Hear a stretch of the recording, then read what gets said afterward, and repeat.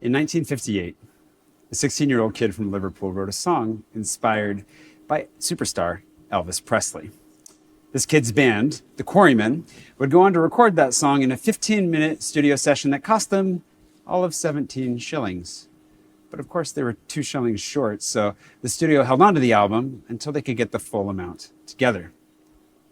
Once they had the album in hand, each member of the band got to pass it on and hold on to it for a week, passing it on to the next member until landing in the hands of the final member and fading into obscurity. That was 1958. Fast forward to 2004, and Record Collector would declare this album to be the most valuable in existence, worth a staggering 100,000 pounds sterling. The reason? 3 of those kids in the Quarrymen would go on to form the Beatles, the best-selling recording artists of all time. You may have heard that story, and if not, you're familiar with many like it. Small-town kids, struggling actors, catching their big break, getting launched into the limelight and superstardom. As an American, I was practically raised on stories like this. Hometown heroes and their unique, incredible journeys, launching them onto our screens and into our hearts. They blew up. They made it. But I'm here to argue that you don't have to blow up to make it. Which might leave you wondering, who the hell is this guy to talk about making it? Actually, I think makes me the perfect person to talk about it because I'm pretty sure no one in this room has any idea who I am. I've never blown up. I've never gone viral.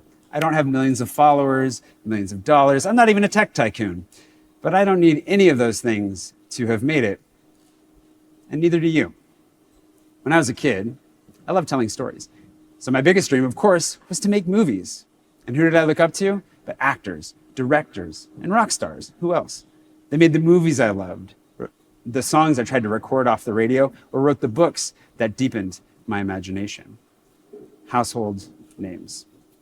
Even if I never said it out loud, the goal was always to be so big that everyone would know who I was. Everyone would love me. Back in '58, Elvis was the biggest act in the world, pushing rock and roll to new heights. And these kids, inspired by the sounds they heard, honed their craft by covering them to perfection and then developing their own sound as they found their voice. The Beatles would go on to leapfrog Elvis in sales. They surpassed the king. And so can you, or so the stories go. But what they might not tell you is that despite dethroning the king, he's still number 2. Number 3, Michael Jackson. Number 4, Elton John, all of whom started their careers at least 20 years before I was even born. Only one of them is still going. The household names of my youth seem to run this gamut. Brad Pitt, Tom Cruise, superstars when I was toddling, still superstars today. Do we even mint new superstars anymore? Feels like any other star in the universe. They keep accelerating away from me, even as I start my journey toward them. Is it possible that the ambitions I had as a child were out of reach from the very beginning? And if so, if the definition of making it is also, by definition, out of reach, then what does it mean to make it? When I first moved to Paris in 2012, I was on the verge of releasing my 3rd book. I had written a trilogy and self-published off the wave of Kindle Direct, the program that enabled anyone and everyone to get their books into Amazon's listings in the hands of readers around the globe. It was pretty magical if you consider that I was able to publish my first book from a hospital ship in Sierra Leone. My second, Togo. My third, well, I was still working with that hospital ship when I relocated to my dream city and now my home, Paris. I knew that pursuing that dream of making movies would be impossible from a hospital ship in West Africa, but that didn't mean that I could put developing my stories on hold. So I committed to writing and publishing 1 book a year, every year for 10 years. I figured that at the end of this stretch, if nothing else, after publishing something close to 1 million words, I'd at least be a decent writer. And I realize how outlandish this goal sounds right now, but you guys are about to learn a lot about me real fast. Publishing that first book was an amazing experience. There's nothing so magical as sharing your fictional world with others and seeing them love it in return. I was a volunteer, so I took everything I made and reinvested it back into my second book. did okay. The boost from Amazon's algorithms was waning, but I was still able to get it into the hands of a few thousand readers, if mostly through online giveaways. My third book, despite having more support than either of the others, flopped. I remember lying on the floor of my tiny Parisian apartment shortly after launch. I slept on a mat on the floor because the bed was so old and rickety, it would literally fall apart anytime I lay in it for more than 15 minutes. So I'd wake up, get up, put the bed back together, go to sleep, fall. You get it. I gave up. So I slept on a mat on the floor, and as I lay there, I had to ask myself, why am I doing this? That was 2012. What I didn't tell you was that in 2008, I had returned to the US for my first time in France, just in time for the recession. The job I came back for evaporated, and I found myself hustling at a variety of random side jobs as I tried to build my own web design business or graphic design. But did I make videos now? Whatever. I could barely afford to put gas in my car. 2 years into this, 2010, I overheard two friends discussing the series of books they were going to write. The publishing house, one assured the other, would advance them at least a couple $100,000. They'd have all the time they needed to spend their time writing this series of books. I perked up at the idea. What if this is how I could get the money I needed by writing my stories? What if this was how I made it? Literal rags to riches. Now, if you're anything like me, you might be skeptical, because if you know anything about the publishing industry, this is clearly a pipe dream. But I was in dire straits, financially crushed. I would go grocery shopping and feel guilty for buying anything more than bread and peanut butter. This was the year I decided to try and escape that pressure by volunteering in West Africa. This is the year I committed to writing 10 books in 10 years. And in 2012, as I lay on my floor wishing for a bed that wouldn't fall apart, I came to the harsh realization that writing my books would not be my escape.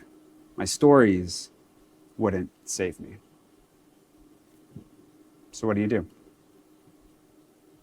At the time, I took solace from the words of my independent artist patron saint, Macklemore, "A life lived for art is never a life wasted."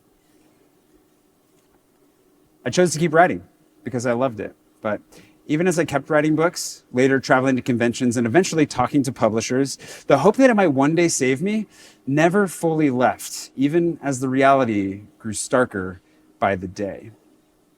I quit volunteering in West Africa and moved back to the US to work what I viewed as side jobs, even if they were full-time jobs. I spent every extra minute writing.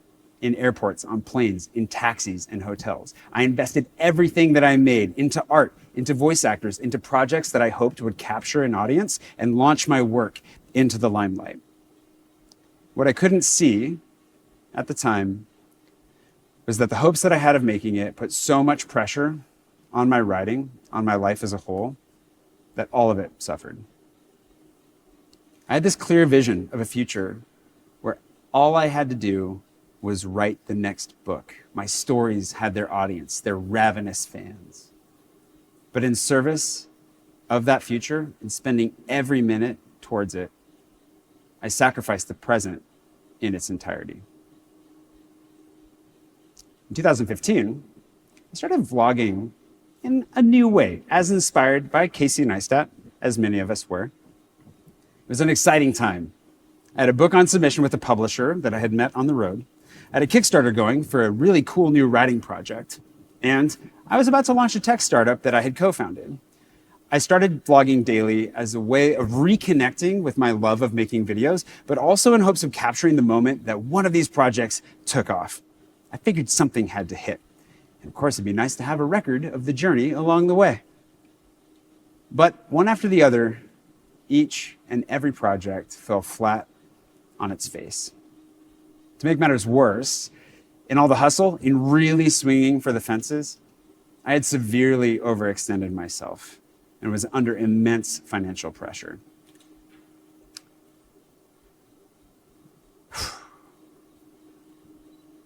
It's hard times. I I found myself spending literally, oh no, that was a little bit early. In a desperate bid to save myself, actually, I applied for a visa to come back to France, which might sound surprising, but France threw me a lifeline. In the midst of my entire life falling apart, I was able to come back to the city that I had once hoped to call home and now do. Not that it was easy, mind you. If you've ever suffered French bureaucracy, you know how miserable it can be.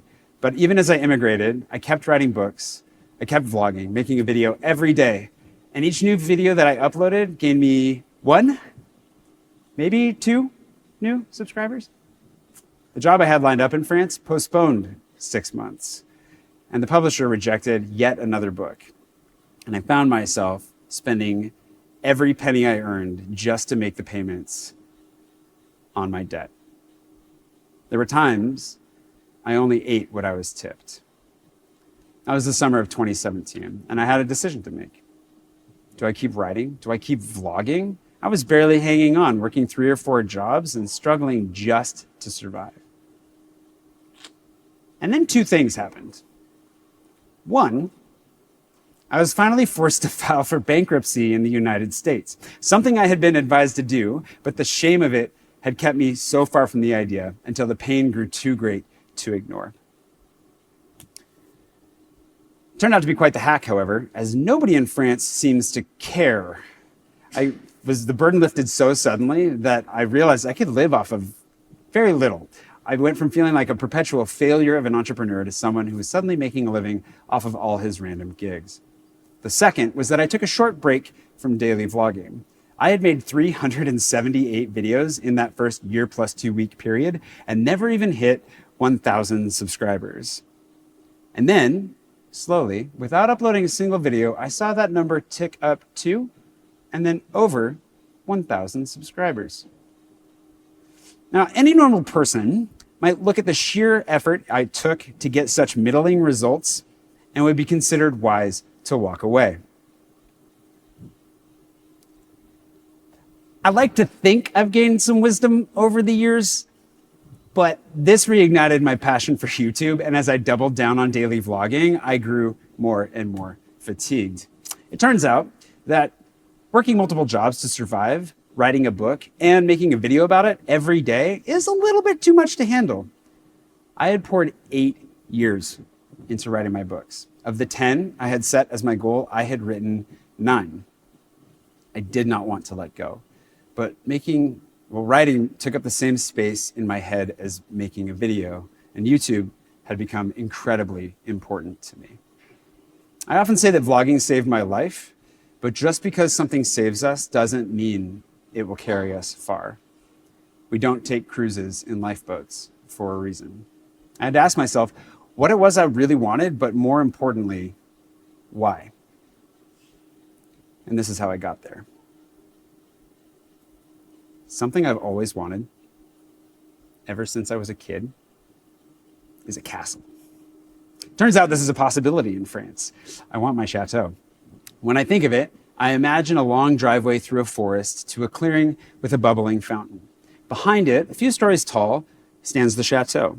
Dark sloped roofs, towers casting long shadows over lush green grass. There are rooms for my friends, my family, a hall for events, and plenty of space out back to play. The forest surrounding the grounds creeps in, trees leaning over the grass, waiting for their opportunity to take back the land. If you walk out back, and you know just where to look, you'll find a trail that leads deep into that forest, to the far end of the property. And just when you think it can't take you anywhere in particular, a hut pops out of the underbrush. Quaint, quiet, where I go to write. And what does this image do for me? Clearly, I want my friends and family in my life and to provide space for us to deepen our relationships. I miss working with my hands, building, shaping. I want a little bit of space, something I do not have here in Paris, as well as a touch of nature, but under all of it, I want peace, tranquility, and a bit of room for my writing. Friends, family, touch of craftsmanship, nature, and writing. Similarly, I had to take a look at my dream of writing for a living, and at its root, I discovered that I wanted to be creative in my work, I wanted to provide entertainment for others, and I wanted to be my own boss.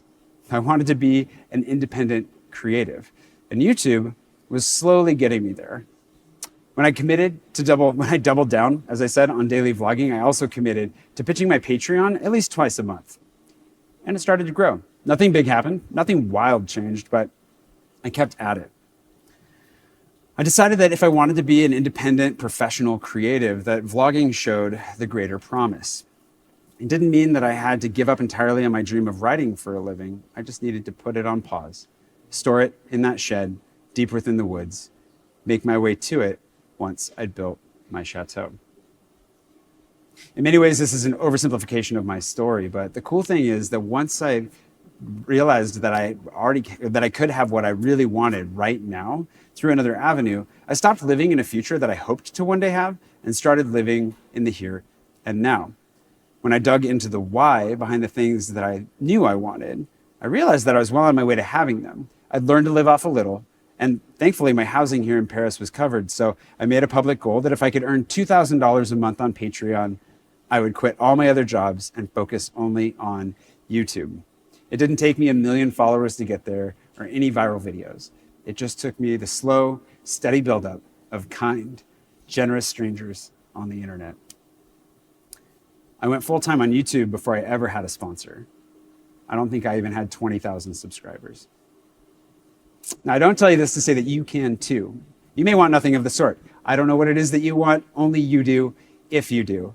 But the beauty of making it, of succeeding in life, is that it really is up to you to define. And you define it by getting to what you really want. And you figure out what you really want by asking yourself why it is you want the things you think you want.